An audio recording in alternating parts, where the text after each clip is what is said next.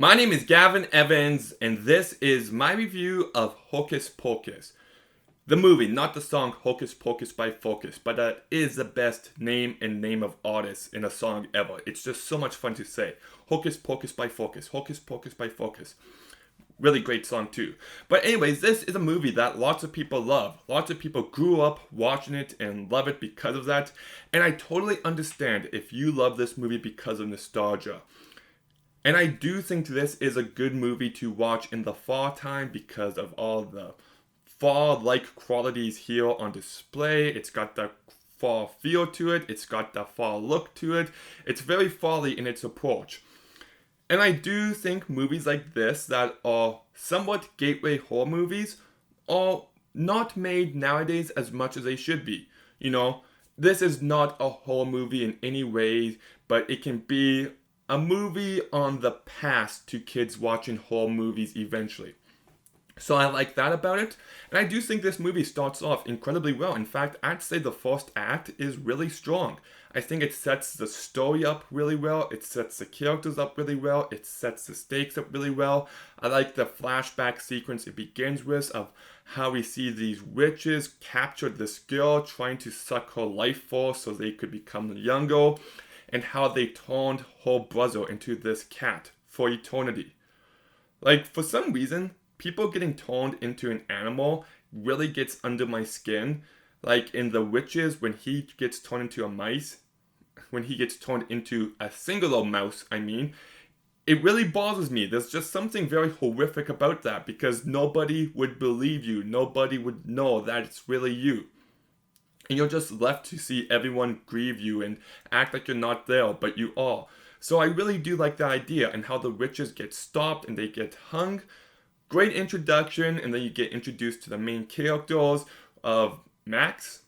Yeah, I want to say his name is Max. He's got a little sister who he doesn't care for, but he's trying to impress this one girl, Allison. He's not into Halloween, she is. And then he decides to go to the witch's old house museum, and he accidentally sets them free. All that stuff is actually really good setup for this movie. But as soon as the witches get introduced, I lose all interest immediately, and the movie just becomes insufferable from that point forward. Like, I know some people find it funny. I don't think this movie is even remotely funny, and the witches just come across too over the top. Like, there's one scene where there's water getting on them, and they think they're dying, and they're freaking out, like, oh my goodness, I'm dying. And then like, wait a second, this is just water. It's just like, why would you pretend to die? Like, it's just really stupid, and there's lots of moments where I'm just yelling at the screen, run, Max, why aren't you running? And just the way the witches act and how stupid all the characters is, there's just an aspect of this movie that feels like the Three Stooges, and I don't mean that in a good way. That slapstick is too over the top that you immediately undercut any bit of tension or undercut any bit of stakes that could be there. Because of that, I completely tune out of the story. And it doesn't help that this movie lacks any bit of energy. Like, this movie is an hour and 36 minutes, but it feels like it's over 2 hours long. It just drags so much in the last two acts. And it doesn't help that most of the performances are as boring as they get. You've got Omri Katz as Max, who I just find to be the most boring character on the planet. You've got Vanessa Shaw as Allison, who is also really boring. I couldn't care less about the romance between the two of them. You also got Thora Birch as Danny, who might be one of the better performances. It's not great. You can tell it's a kid actress, but I'd say she has a proper amount of energy and life without going too over the top. You've got Bette Midler, who I think is the performance that everybody loves in this movie. And I just don't think she's good. I don't think her comedic delivery is good. I think she's too over the top and too attention seeking. Like, look at me, look how much I'm acting. And it just really gets on my nerves. And the way she looks in this movie is just so stupid. Like, the way that her lipstick pushes against her teeth, but then her teeth stick out. I don't like it. And I also don't like the fact that she just overshadows the two other witches. Like, Sarah Jessica Parker, This is legitimately one of her better performances. I actually think she's much better in this movie than Bette Midler, but she also has way less to do.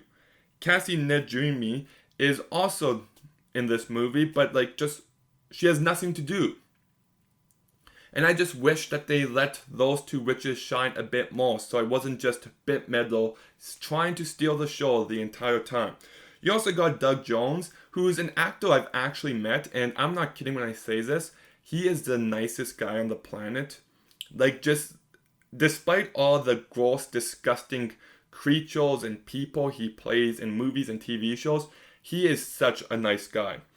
But anyways, you also got the CGI, which doesn't hold up all too well, but I can let that slide.